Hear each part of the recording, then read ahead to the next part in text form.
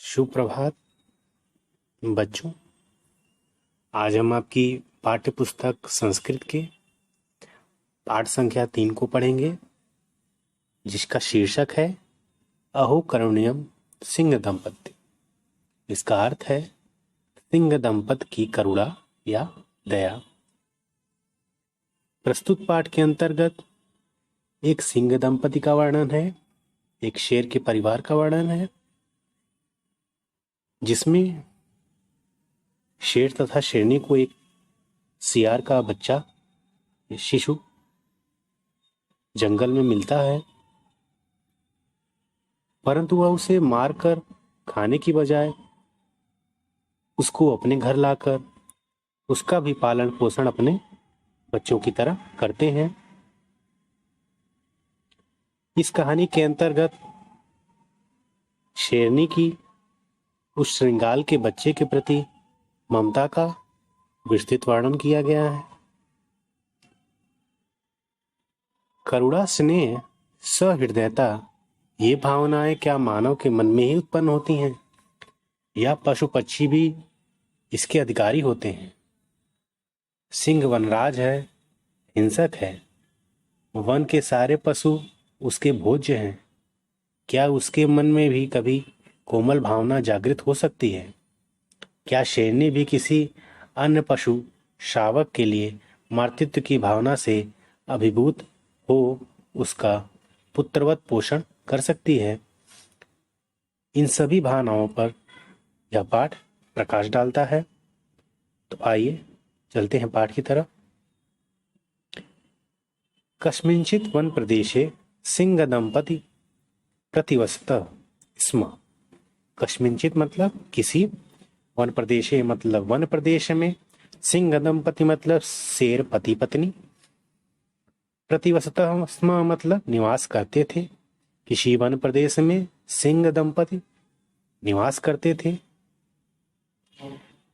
कालेन सिंही पुत्रद्वयम् अजनयत्। कालेन मतलब समय के साथ, सिंही मतलब शेरनी, पुत्रद्वयम् मतलब दो पुत्रों को, अजनयत मतलब जन्म दी। समय के साथ शेरनी ने दो पुत्रों को जन्म दिया। स्वशिशुभ्याम स सिंह दंपत्यो काल सुखेन अगच्छत। स्वशिशुभ्याम मतलब अपने शिशुओं के साथ, सिंह दंपति मतलब सिंह पति पत्नी, काल मतलब समय, सुखेन मतलब सुख। अपने शिशुओं के साथ सिंह दंपति का समय सुख से बीत रहा था। सिंह नित्यमेव मृगान व्यापाद सिंहो ददाति। सिंह नित्यमेव मतलब सिंह हमेशा ही, मृगान मतलब पशुओं को, व्यापाद मतलब मारकर, सिंहो ददाति शेरनी को दे देता था। अथ कदाचित तेन किमपि सत्वम न समासाद्येत। कभी किसी दिन उसे कोई भी जीव नहीं मिला। कभी किसी दिन उसे कोई भी जीव नहीं मिला। वने भ्रमतः तस्य रविः अस्तं गत। वन में, वने भ्रमतः मतलब वन में घूमते हुए, रवि मतलब सूर्य, अस्तन मतलब अस्त हो। वन में घूमते हुए सूर्य अस्त हो गया, लेकिन उसे खाने को कुछ नहीं मिला। गृहम आगच्छता तेन श्रृंगाल शिशु लब्धा। गृहम आगच्छता मतलब घर लौटते हुए, तेन उसे, श्रृंगाल शिशु लब्धा सियार का बच्चा मिला। घर लौटते हुए उसे सियार का बच्चा मिला। बालः अयम् इति विचार्य सः सिंहो तं जीवंतमेव अर्पितवान्। बालः अयम् मतलब यह तो बच्चा है, इति विचार्य यह सोचकर, सः सिंहो उसने उसे, सिंही को अर्थात सिंघनी को, जीवित ही सौंप दिया, अर्पितवान मतलब सौंप दिया। अब शेरनी कहती है, भोकांत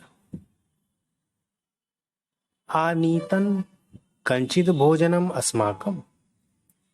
भोकांत मतलब हे प्रिय, आनीतन कंचित, क्या आप हमारे लिए भोजनम अस्माकम, क्या आप हमारे लिए भोजन लाए हैं। शेर कहता है, अद एनन श्रृंगाल शिशु परित्यज्य न किंचिदपि लब्धम। अद एनन मतलब आज इस, श्रृंगाल शिशु मतलब सियार के बच्चे, परित्यज्य मतलब अतिरिक्त, न किंचिदपि लब्धम अर्थात आज इस श्रृंगाल के या सियार के बच्चे के अतिरिक्त और कुछ नहीं मिला। बालो अयम इति विचार्य मया न हत। बालो अयम मतलब यह बच्चा है, इति विचार्य मतलब यही सोचकर, मया न हत इसे मैंने नहीं मारा। यह बच्चा है, यही सोचकर इसे मैंने नहीं मारा। इदानीम एनमेव भक्षयित्वा स्व क्षुधाम शांतये। अब इसी को खाकर अपनी क्षुधा मतलब भूख को शांत कर लो। अब शेरनी कहती है, भोकांत हे प्रिय, बालो अयम इति मत्वा त्वम इनम न हतवान। बालो अयम मतलब हे प्रिय, यह बच्चा है, इति मत्वा यह सोचकर, तुम इयम न हतवान तुमने इसे नहीं मारा। तद अहम कथम एनम वो दरार्थ हन्या। तद अहम मतलब तो मैं अपने स्वाद के लिए, स्वोदरार्थ मतलब स्वाद के लिए इसे कैसे मारूं। उक्तम च कहा भी गया है, अकृत्यम नैव कृत्यम स्यात् प्राण त्यागे अपि संस्थिते। अकृत्यम मतलब अकृत्य, जो करने योग्य न हो। प्राण त्याग की स्थिति में भी जो कार्य न करने योग्य हो उसे नहीं करना चाहिए। न च कृत्यम विमुंचते एषः धर्म सनातन। और न ही करने योग्य कार्य का त्याग करना चाहिए, यही असली सनातन धर्म है। अध प्रभृति ममयाम तृतीय पुत्रो भविष्यति। अब शेरनी कहती है, अध प्रवृत्ति आज से, ममान तृतीय पुत्रो भविष्यति यह मेरा तीसरा पुत्र होगा। भविष्यति मतलब होगा। एवं उक्त्वा तम श्रृंगाल शिशु पुत्रवत अपोषय। एवं उक्त्वा यह कहकर, तम उसने, श्रृंगाल शिशु मतलब श्रृंगाल के बच्चे को, पुत्रवत अपोषयत पुत्र अपने बच्चों के साथ की तरह पाला। एवं त्रयोऽपि ते शिशवः एकत्र विहारं कुर्वन्ति। एवं त्रयोऽपि ते शिशवः, इस प्रकार ये तीनों शिशु एक साथ एकत्र होकर एक साथ विहारम कुर्वन्ति घूमने लगे। बाल्यम च यापयन्ति परम न जानन्ति परस्परम जाति विशेषण। बालम च यापयन्ति, वे बालक बचपन बिता रहा था, परंतु वह परस्पर जाति भेद नहीं समझ पा रहे थे। वे अपना बचपन बिता रहे थे, परंतु वे परस्पर का जाति भेद नहीं समझ पा रहे थे। एकदा तै वने भ्रमण गजः दृष्ट। एकदा मतलब एक बार, तै वने भ्रमण गजः दृष्ट, उन्होंने वन में घूम रहे एक हाथी को देखा। तम दृष्ट्वा द्वौ एव सिंहपुत्रौ अतीव क्रुद्धौ। उसे देखकर दोनों सिंहपुत्र अत्यधिक क्रोधित हो गए। तम प्रति प्रचलितो, और उसकी ओर चल पड़े। तावत श्रृंगाल सुतः, तभी श्रृंगाल सुतः सियार के पुत्र उक्तवान ने कहा, तभी सियार के पुत्र ने कहा, अहो गजो अयम मां गच्छतम अस्य अभिमुखम। श्रृंगाल के पुत्र ने क्या कहा? अहो गजो अयम, अरे यह हाथी है।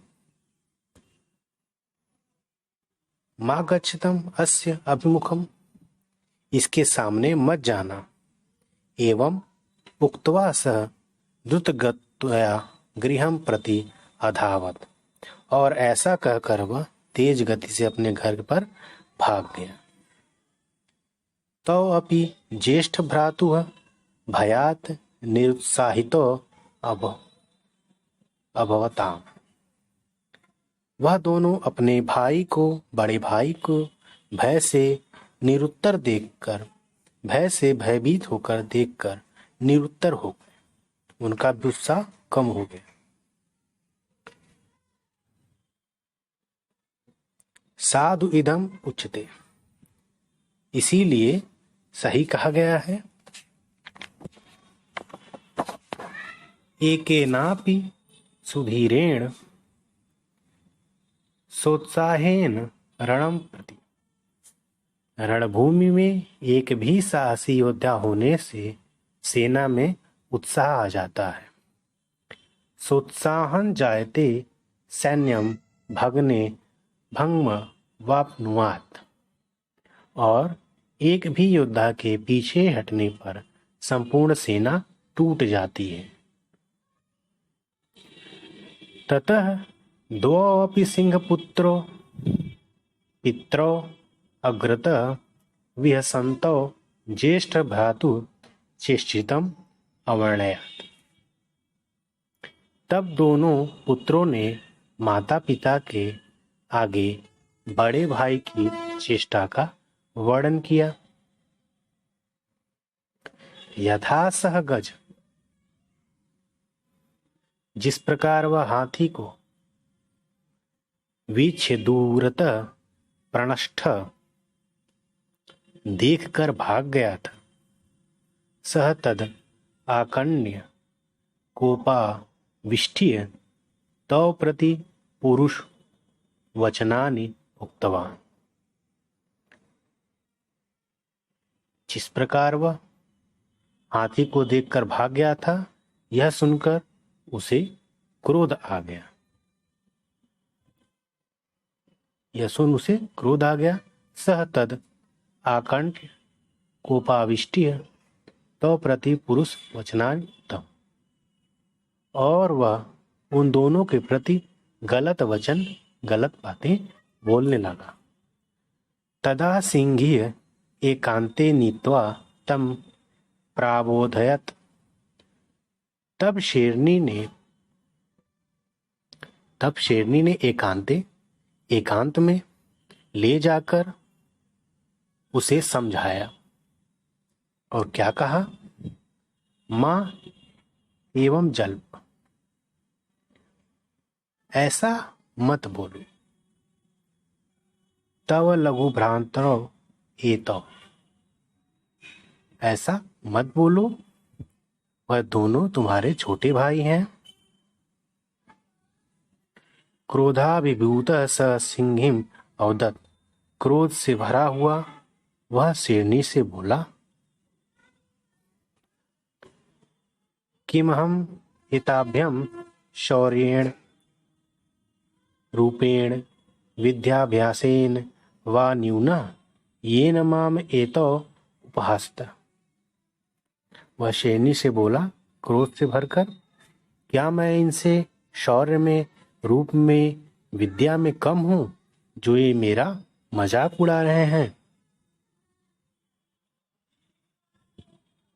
अवश्यम एतो मया हंतक, अवश्य ही मैं इन दोनों को मार डालूंगा, अवश्य ही मैं इन दोनों को मार डालूंगा। एतत् छुत्वा सिंही तस्य जीवितम इच्छन्ति उक्तवती। यह सुनकर सिंहनी उसके जीवन की रक्षा करते हुए बोली, उक्तवती मतलब बोली, शूरो असि कृत विद्यो असि दर्शनीयो असि पुत्रक। शेरनी कहती है, बेटा तुम शूरवीर हो, ज्ञानी हो,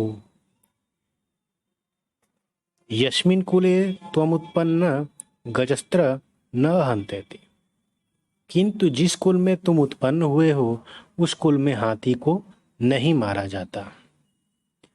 तुम श्रृंगाल सुत, तुम श्रृंगाल के बच्चे हो या सियार के पुत्र हो। मया अनुकंपया स्वकीय पानेन पोषितः असि, मेरी अनुकंपा से, मैंने अनुकंपा करके तुम्हें पाला पोसा है। अद्यावत न एतो त्वाम श्रृंगालम जानीत, यह हम दोनों ने किसी को नहीं बताया कि तुम श्रृंगाल के बच्चे हो। तावत द्रुतम गत्वा स्वजाति मध्ये भव, उसने कहा आज तक हम दोनों ने किसी से नहीं बताया कि तुम सियार के पुत्र हो। तुम जल्दी से, तावत द्रुत गत्वा, तुम जल्दी से जाकर अपनी जाति में, स्वजाति मध्ये भव, अपनी जाति में मिल जाओ। नोचेत एतो मम पुत्रो त्वाम हानिष्यति, नहीं तो ये दोनों पुत्र, ये मेरे दोनों पुत्र तुम्हें मार डालेंगे। तस्याः वचनं श्रुत्वा भयात् व्याकुलः स तत्क्षणात् एव ततः प्रणष्ट। उसके वचन सुनकर भयभीत होकर, व्याकुल होकर वह उसी क्षण वहां से चला गया, भाग गया। अहो करुण्यम सिंह दंपत्यो ये निर्बलस्य श्रृंगालापत्यस्य प्राणः रचिता। सिंह दंपत की करुणा से, जिसके कारण निर्बल सियार के पुत्र के प्राण बच गए। सत्यमेव कथ्यते प्राज्ञः दीने दया कर्तव्य, सत्य ही कहा गया है, बुद्धिमान दीनहीन पर दया, बुद्धिमान को दीनहीन पर दया करनी चाहिए। दया धर्मस्य जन्मभूमि है, दया धर्म की जन्मभूमि है।